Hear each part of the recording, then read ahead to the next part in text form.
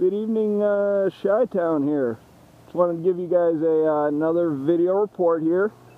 We are at a pond out here in the southwest suburbs of New Lenox, and just flipping for some bass here. It's Thursday, June 11th here, mid-evening, probably around like 6 o'clock or so. And as of now, bite's going fairly well. Got a couple of bass here.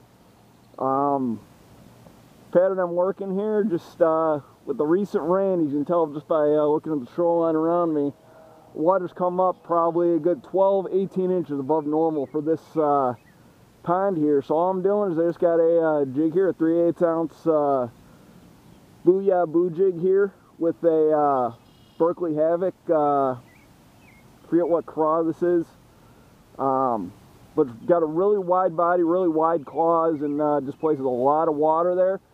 And I'm just flipping it up along the newly flooded shoreline here.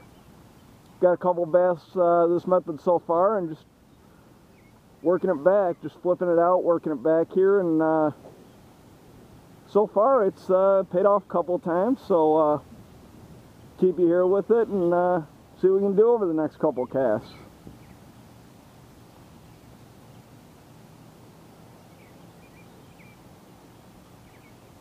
So even with the rain, the water clarity, the water's not chocolate milk. Probably got a good 18, 24 inches of visibility here. So, I mean, the fish can see the bait somewhat. So you don't need to put it right on their nose.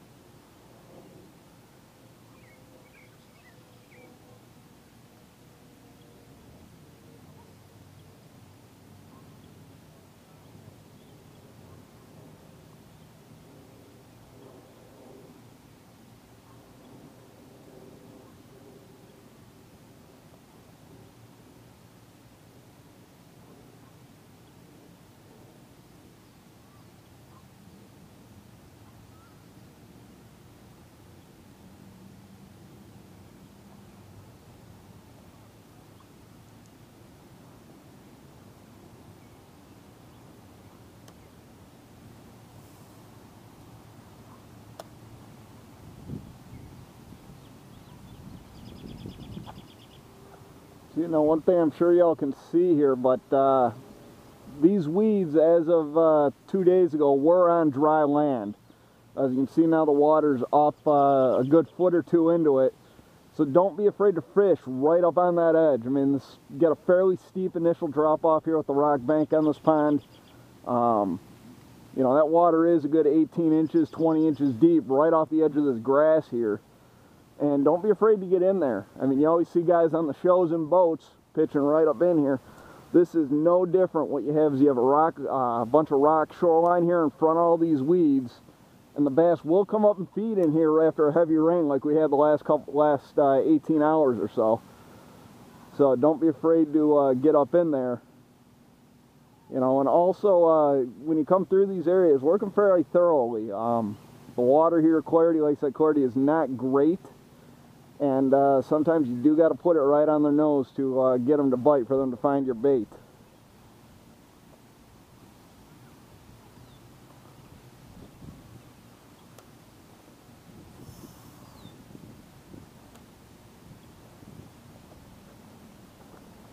And we just missed one.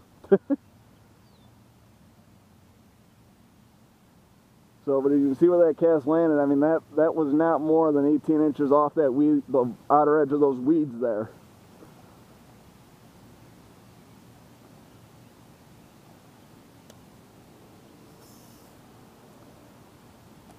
Ideally, you want it to land a little softer than what I got going on here.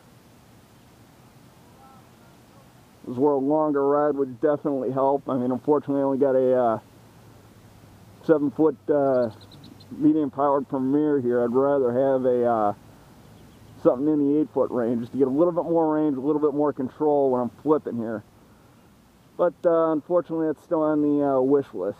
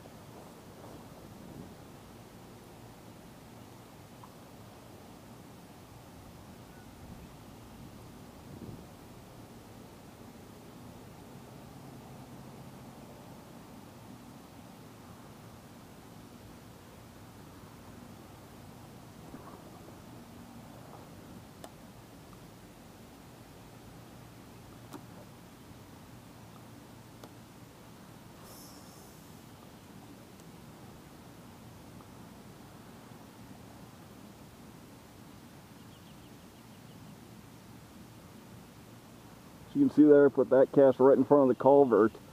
It's another area to check out after you had a heavy rain here. Any culverts, any kind of inflow coming into these ponds, it's usually the only current these ponds will get, and can draw fish to them like a magnet after we get a decent rain, get some inflow coming in.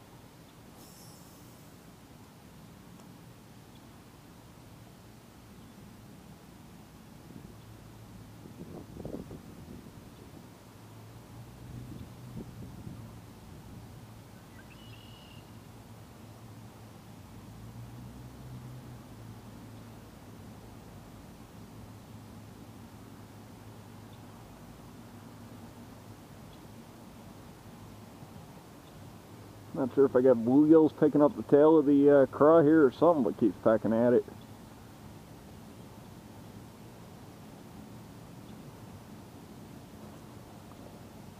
The other thing that's going to start happening in the ponds here is you're going to start having the bluegill spawn. Bluegills kind of patrolling up shell. Good time to throw shell running crankbait, square lips. You know, and your bluegill color patterns up here, just working, same thing, just working as tight as you can to the shoreline. And, you know, just popping back with the bluegills being in, you know, up here. That's usually the main forage base you have for all the bass in these ponds. So Another idea, something else you can check out, give it a shot here.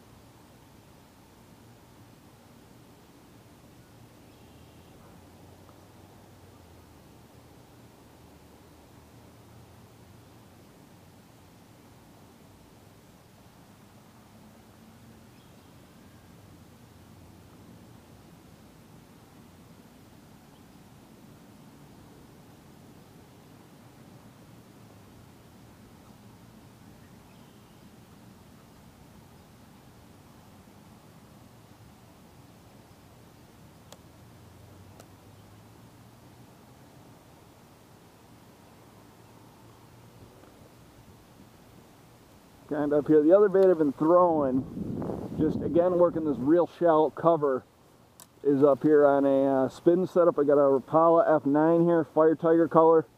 Again, really bright color with a really dingy water. Same thing with this bait, just work it right up on the shoreline here. And I'm just working a little twitch return. This bait isn't really going to run more than 2-3 feet deep at the most. So just working it back, twitching it, same way you'd work a jerk bait, something like a husky jerk. And just keep the bait moving. Like to come through after I've come through with the jig, just give it a couple casts in case you have a couple fish that want a moving bait or sitting up in the water column, or just any fish that just didn't happen to see the jig the first time through.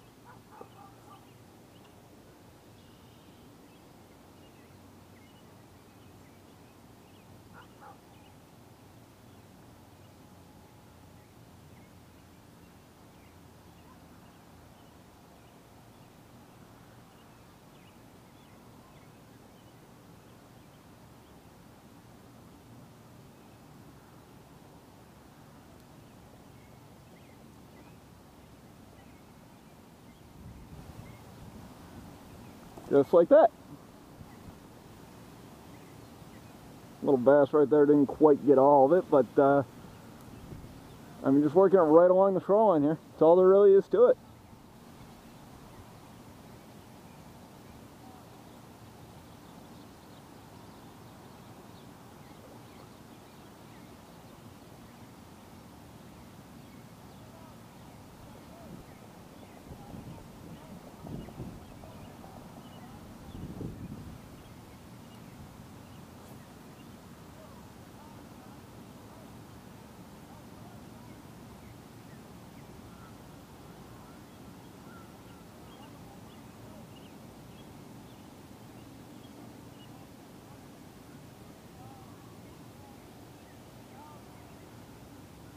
So that's where we're at right now. I got a couple more spots that I'm gonna hit around the pond here. Just you know, keep your working your way around in a lot of these subdivision ponds.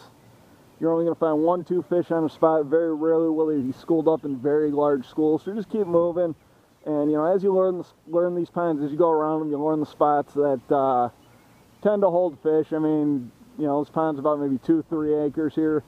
There's a good half dozen spots that are usually good for a fish or two. So yeah, it's my report. If anything else changes, I'll come back, make another video to update.